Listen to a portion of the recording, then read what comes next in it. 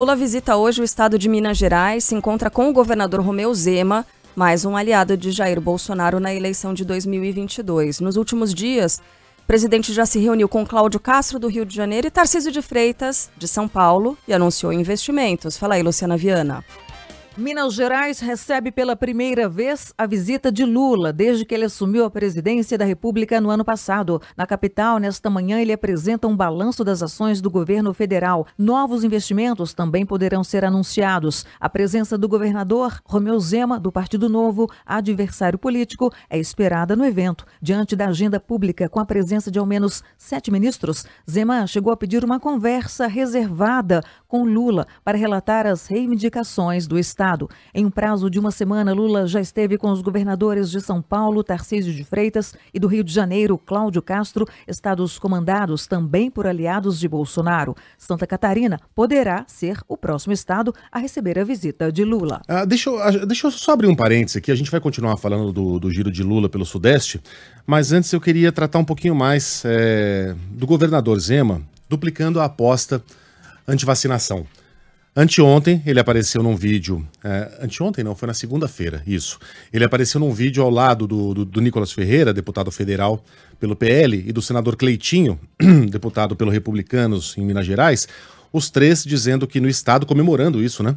Que no estado nenhum aluno será impedido de estudar por conta da vacina. Ou seja, dizendo que em Minas Gerais, as crianças da rede pública do estado vão poder se matricular na escola, os pais vão poder matricular essas crianças sem apresentar um comprovante de vacinação, que é obrigatório em todo o país. Ele desestimulou a apresentação da carteira de vacinação em nome da liberdade. Toda criança, disse o Romeu Zema, tem o direito de frequentar a escola. Isso é inquestionável. A criança vai ter uma merenda boa, vai ter boas escolas e vai principalmente aprender ciência para que no futuro ela tenha condições diferentes do que já aconteceu no passado.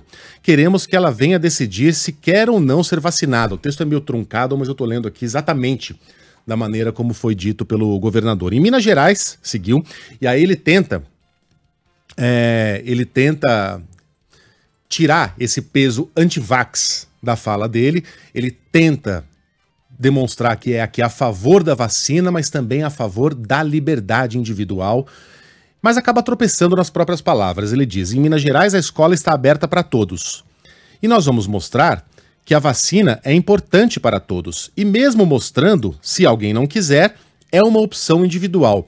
Aí o Romeu Zema mostra que foi ele que não estudou ciência na juventude e na infância, porque existem algumas coisas que não são opções individuais. Por exemplo, governador, se eu acabo com todos os focos de água parada em que o mosquito da dengue pode colocar os seus ovos na minha casa, mas o meu vizinho não faz o mesmo, não adianta nada.